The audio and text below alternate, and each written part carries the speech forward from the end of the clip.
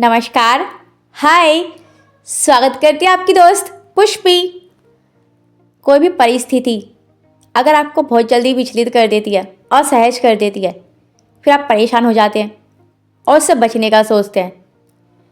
लेकिन बचने से क्या फ़ायदा? अगर उसका सामना कर लिया होता फिर जो होना था वो नहीं होता। बचने के लिए भी तो बहाने बनाने पड़ते हैं ना।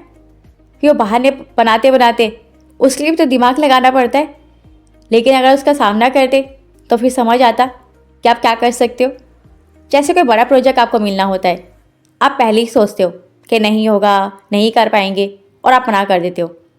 लेकिन उस प्रोजेक्ट को अगर स्वीकार कर लिया होता और फिर आप जब उस पर काम करते, परेशानी आती, लेकिन उनसे डील करते करते सीखते हुए उस प्रोजेक्ट को अगर पूरा करते तो समझ आता है ना कि आप क्या कर सकते हो। अगर बच निकले तो फिर तो कुछ नहीं हासिल होता। और कुछ लोगों के घर ना जैसे मेहमान आते हैं, उनकी खातिरदारी ना करनी पड़े तो बीमारी का बहाना लगा कर लेट जाएंगे। अगर उनकी खातिरदारी कर लोगे तो कुछ हर्ज थोड़ी ना है। और कहते ही हैं भगवान का रूप होते हैं मेहमान। तो अगर आप प्यार से खुशी से उनके लिए खाना बनाएंगे तो आपके जो प्यार की जो महक है वो खाने में जाती और जो स्वादिष्ट खाना बनता मेहमान भी खुश हो जाते। हम ऐसे ही ना बहाने बनाते हैं, कुछ होना होता है उससे बचने का सोचते हैं।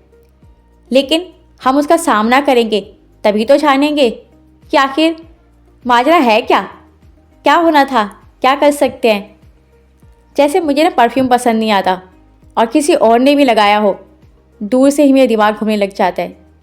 अब मैं जब कहीं जाती हूँ बाहर पार्टीज़ में इधर उधर और पास में कोई ऐसा इंसान बैठा हो जिसने परफ्यूम लगाया है, मेरा तो दिमाग ही ख़राब हो जाता है।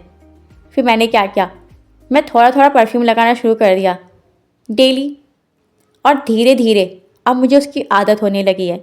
अब मुझे फ़र्क ही नहीं पड़ता कोई को परफ्यूम लगाए या ना लगाए। तो ऐसे ही जब हम बचेंगे तो कुछ नहीं सीख सकते और सामना करेंगे तो बहुत कुछ सीखेंगे। Thank you.